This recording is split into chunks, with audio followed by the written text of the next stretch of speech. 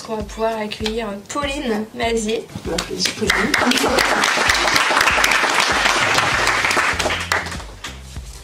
Alors, Pauline Mazier, je pense que vous ne la connaissez pas encore. Je vais la laisser se présenter et puis on va pouvoir faire quelques petits liens avec tout ce que tu viens de nous dire, Amina. Bonjour à tous et merci de m'accueillir ici aujourd'hui. Je suis étudiante encore en Master 2 CCA, donc comptabilité et contrôle audit à l'IAE de Caen. Actuellement en stage au cabinet Fiteco en audit et en parallèle je suis arbitre de football depuis maintenant 8 ans. Et je suis depuis juillet 2023 arbitre fédéral. Donc j'arbitre en D2 féminine, qui est l'équivalent de la Ligue 2 masculine. Et tous les week-ends, je voyage partout en France, que ce soit en D2 en tant qu'arbitre central ou en tant que 4e arbitre en D1 Arkema, donc l'équivalent de la Ligue 1 masculine. Et quand je suis pas arbitre en féminine, je suis aussi en arbitre du coup senior en régional, du coup en R2, voilà. Et j'ai commencé l'arbitrage à 15 ans en intégrant une section sportive dans mon lycée à Amanches. Un petit peu plus tôt que toi, Mina, mais 15 ans. Et puis tu vas être aussi un petit peu présente, tu auras ta petite contribution au JO.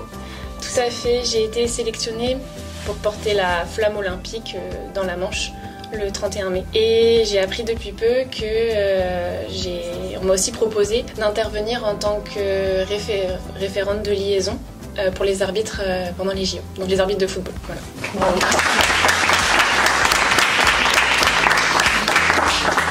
Donc là, si on n'a pas compris qu'on peut aimer la compta, l'audit et aussi le sport et des choses aussi qu'on entend tous les jours, je pense que je ne sais plus quoi faire.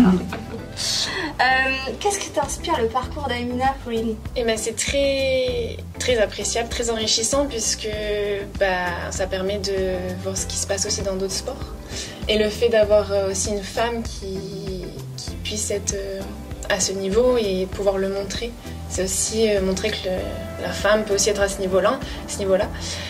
Découvrir un sport qui est un sport aussi moins médiatisé que le football. Et non, c'est très enrichissant de voir qu'avec la persévérance et l'envie, la volonté, on peut aussi aller très loin. Et puis, moi, dans les échanges avec Amina par rapport à notre petite discussion en arrivant, en fait, il faut savoir que Pauline arrive sur sa dernière année d'études. Et donc là, c'est le choix. Est-ce qu'elle prend un métier dans la filière d'audit ou est-ce qu'elle se concentre plus sur le choix sportif? Je pense que les réponses d'Amina ont dû forcément te faire écho, Pauline. Tu es à ce moment, Amina, où elle a su qu'elle est en dernière année de choix, voilà. Et oui, c'est un choix à faire.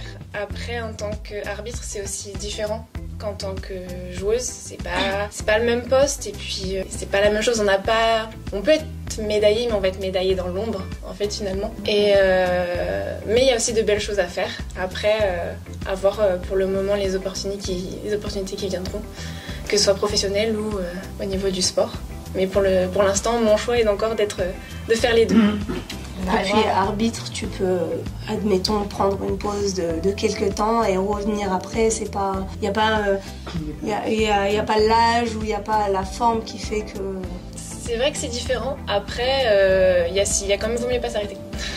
C'est vrai que si là je suis en D2 féminine, si je veux pouvoir atteindre la D1, il faut que je continue sur cette voie-là. Ouais. Et puis après, il y a les JO aussi, il y a des arbitres féminines, puis la chance aussi peut-être parfois, on a l'exemple de Stéphanie Frappard qui est arrivée en Ligue 1 féminine et elle est passée par toutes ces étapes, quitter le féminin pour monter au masculin. Et c'est la première arbitre féminine à avoir arbitré un match en Coupe du Monde masculine, vraiment en tant que centrale. Donc c'est aussi un exemple, un modèle pour nous, mais voilà. Le mieux c'est de ne pas s'arrêter. Porteuse de flamme, comment ça se passe? C'est pour arriver à avoir le ticket?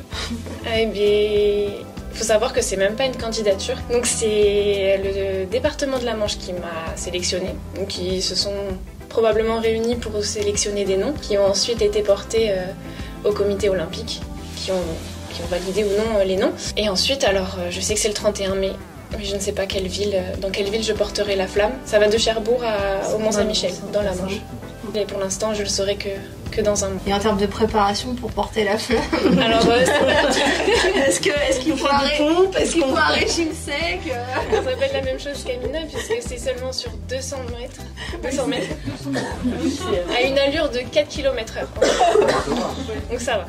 Juste pas tomber. Va la faire tomber ni l'éteindre. Ouais. On a vu aussi ta gestion aussi de tes études et de l'arbitrage féminin. Comment tu gères les deux? Comment on optimise le temps?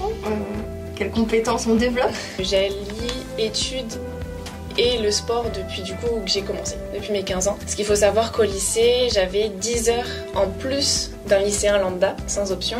Donc 10 heures partagées entre l'aspect sportif et l'aspect théorique, puisque l'arbitrage, c'est connaître les règles sur le bout des doigts pour pouvoir les appliquer. C'est vrai que pendant ces 3 années de lycée, j'ai appris beaucoup au niveau de la discipline, de la rigueur et de la persévérance à mettre en place aussi. Et c'est ce que j'essaye d'appliquer un maximum au quotidien pour pouvoir allier les deux. Donc c'est vrai que même encore aujourd'hui, voilà, sur les temps du midi, il faut aller s'entraîner, ou le soir, tard le soir. Et puis après, entre les déplacements pour aller au match, voilà, c'est toute une organisation. Et puis de la rigueur, par contre, qui est quand même très utile aussi dans le métier. Tout à fait. Oui, la rigueur que tu acquiers via les études et la co-organisation, ça permettra demain d'être une professionnelle qui certes sera organisée dans ses dossiers, mais qui pourra aussi avoir une gestion à côté sportive. Pour avoir une performance aussi suffisante, oui. Que ce soit dans le sport, mais aussi en tant qu'auditeur. Et comment ça t'est venu l'idée d'être arbitre? Est-ce que t'as fait du foot, t'as pratiqué le foot ou t'as directement... C'est ça qui est différent par rapport à d'autres arbitres, c'est que j'ai jamais pratiqué, j'ai jamais joué au football. Donc 15 ans c'est peut-être jeune, mais c'est plutôt tard pour arriver dans le football. Dans ma famille, c'est moi qui ai mis ma famille au football. Il faut savoir que ma famille c'est plutôt le cyclisme. Mais non, j'ai amené mon papa dans le football et puis c'est surtout arrivé avec la Coupe du Monde en 2014. Mais on voit quand même que quand on est arbitre, on s'assure que les règles du match sont bien appliquées. Et en audit, on s'assure que les règles de droit et autres sont bien appliquées. Donc il y a quand même des aspects de compétences qui sont quand même en lien sur les deux métiers.